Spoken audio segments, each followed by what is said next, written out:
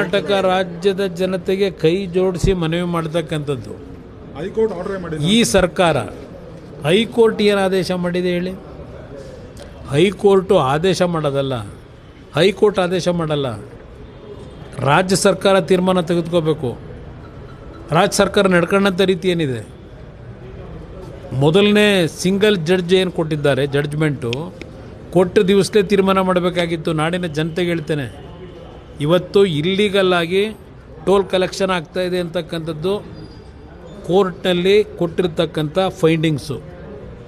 Framework ಅಗ್ರಿಮೆಂಟನ್ನು ಉಲ್ಲಂಘನೆ ಮಾಡಿ ಇವತ್ತು ಸರ್ಕಾರದ ಅನುಮತಿಗಳಿಲ್ಲದೆ ಬೇಕಾದಂಥ ಸಮಯದಲ್ಲಿ 7-8 ಬಾರಿ ದರವನ್ನು ಏರಿಕೆ ಮಾಡಿ ಬೆಂಗಳೂರಿನ ನಾಗರಿಕರ ಮೇಲೆ, ಪ್ರಯಾಣಿಕರ ಮೇಲೆ ಏರಿಕೆ ಮಾಡಿದ್ದಾರೆ. ಇದು ಹೈಕೋರ್ಟ್ನಲ್ಲಿ ಸಿಂಗಲ್ ಬೆಂಚು, ಡಬಲ್ ಬೆಂಚ್ನಲ್ಲಿ ಕೊಟ್ಟಿರ್ತಕ್ಕಂಥ ಆದೇಶ. ಈ ಹಿನ್ನೆಲೆಯಲ್ಲಿ ನಾಡಿನ ಜನತೆಗೆ ಸರ್ಕಾರ ಯಾವಾಗ ಈ ಒಂದು ತೀರ್ಪು ಬಂದ ನಂತರವೂ ಜಾಣ ಮೌನಕ್ಕೆ ಒಳಗಾಗಿದ್ದಾರೆ, ಯಾತಕ್ಕೆ ಮೌನದಲ್ಲಿದ್ದಾರೆ?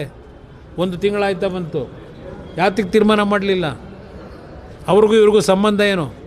ನೈಸ್ ಕಂಪ್ನಿಗೂ ಸರ್ಕಾರಕ್ಕೂ ಇರೋ ಸಂಬಂಧ ಏನು? ಈ ರಾಜ್ಯದಲ್ಲಿ ಮುಖ್ಯಮಂತ್ರಿಯಾಗಿ ಕೆಲಸ ನಿರ್ವಹಣೆ ಯಾರು ಮಾಡ್ತಾ ಇದ್ದಾರೆ? ಸರ್ಕಾರ ಯಾರು ನಡೆಸ್ತಾ ಇದ್ದಾರೆ? ಅಲ್ಲಿಗೆ ನೈಸ್ ಕಂಪ್ನಿಯ ಮಾಲೀಕ ನಡೆಸ್ತಾ ಇದ್ದಾನೋ ಸರ್ಕಾರನ? ಇವತ್ತು ಶಿವಕುಮಾರ್ ಮುಖ್ಯಮಂತ್ರಿಯಾಗಿ ಕೆಲಸ ಮಾಡ್ತಾ ಇದ್ದಾರೋ? ಇದನ್ನು ನಾನು ಕೇಳಲಿಕ್ಕೆ ಬಯಸ್ತೀನಿ. ಅದರಿಂದ ನಾನು ನಾಡಿನ ಜನತೆಗೆ ಹೇಳ್ತಾ ಇರೋದು, ಕೋರ್ಟ್ ಕೊಟ್ಟಿರ್ತಕ್ಕಂಥ ತೀರ್ಮಾನ ಇದು ಫ್ರೇಮ್ವರ್ಕ್ ಅಗ್ರಿಮೆಂಟನ್ನು ಉಲ್ಲಂಘನೆ ಮಾಡಿ ಹಣ ಸಂಗ್ರಹ ಮಾಡಿ ಕೋಟ್ಯಾಂತರ ರೂಪಾಯಿ ಮಾಡಿದ್ದಾರೆ. 2,000 ಕೋಟಿ ಹತ್ತತ್ರ ಹಣ ಸಂಗ್ರಹ ಆಗಿದೆ. ಇದು ಆ ರಸ್ತೆಯಲ್ಲಿ ಓಡಾಡ್ತಕ್ಕಂಥ ಜನರ ಕಿಸೆಯಲ್ಲಿ ದರೋಡೆ ಮಾಡ್ತಿರ್ತಕ್ಕಂಥದ್ದು ಇದು ನೈಸ್ ಕಂಪನಿ.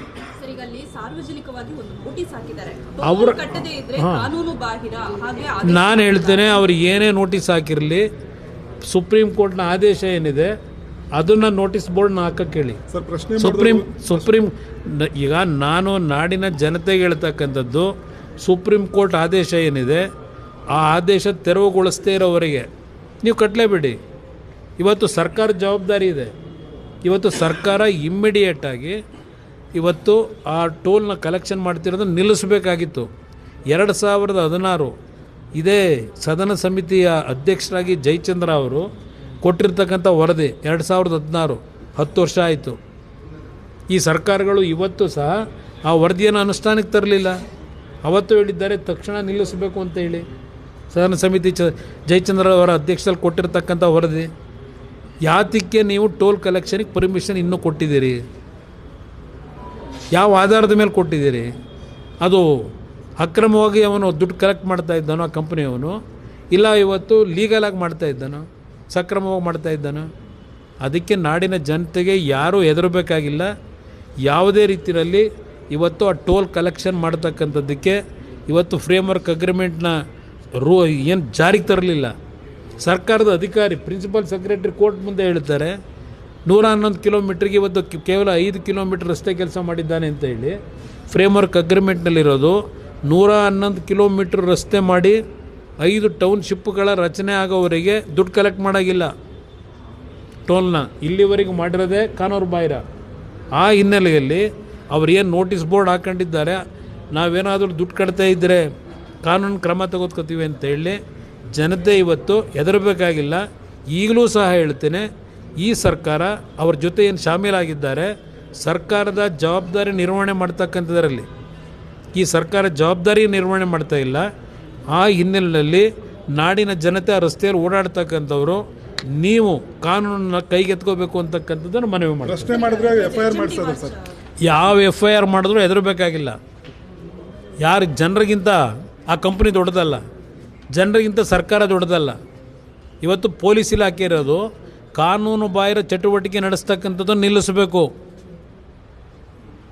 ಇವತ್ತು ಈ ಸರ್ಕಾರಕ್ಕೆ ಕೇಳ್ತೀನಿ, ಕೋರ್ಟ್ ಆದೇಶಗಳು ಅಂತ ಹೇಳಿ ರಸ್ತೆಯಲ್ಲಿ ಬೀದಿ ವ್ಯಾಪಾರಿಗಳಿದ್ದಾರಲ್ಲ, ಸುಪ್ರೀಂ ಕೋರ್ಟ್ ಆದೇಶ ಅಂತೇಳಿ ಬೆಂಗಳೂರು ನಗರದಲ್ಲಿ ಅಷ್ಟೇ ಅಲ್ಲ, ಇಡೀ ರಾಜ್ಯದ ಹಲವಾರು ತಾಲೂಕು ಕೇಂದ್ರಗಳಲ್ಲಿ ಇವತ್ತು ಬೀದಿ ಬದಿನಲ್ಲಿ ವ್ಯಾಪಾರ ಮಾಡ್ತಕ್ಕಂಥ, ಕಷ್ಟಪಟ್ಟು ಜೀವನ ಮಾಡ್ತಕ್ಕಂಥದ್ದು ಇಲ್ಲಿ ಹಗಲು ದರೋಡೆ ನಡೀತಾ ಇದೆ. ಕಾನೂನು ಬಾಹಿರವಾಗಿ ಅಕ್ರಮವಾಗಿ ದುಡ್ಡು ಸಂಪಾದನೆ ಮಾಡ್ತಾ ಇದ್ದಾರೆ. ಅದರ ಬಗ್ಗೆ ಈ ಸರ್ಕಾರಕ್ಕೆ ನಿಲ್ಲಿಸ್ತಕ್ಕಂಥ ಯೋಗ್ಯತೆ ಇಲ್ಲ.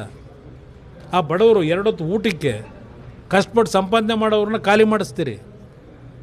ಇದರ ವಿರುದ್ಧವೇ ನಾನು ನಾಡಿನ ಜನತೆಗೆ, ಆ ರಸ್ತೆಯಲ್ಲಿ ಹೋಗ್ತಾ ಇರ್ತಕ್ಕಂಥ ನಮ್ಮ ಯುವಕರಿಗೆ ಪ್ರತಿಯೊಬ್ಬರಿಗೂ ಹೇಳ್ತಾ ಇರ್ತಕ್ಕಂಥದ್ದು, ಯಾವುದೇ ಕಾರಣಕ್ಕೂ ಈ ಸರ್ಕಾರ ಅಗಲದೊರಡೆ ಮಾಡಲಿಕ್ಕೆ ರಕ್ಷಣೆಯನ್ನು ಕೊಡ್ತಾ ಇದೆ.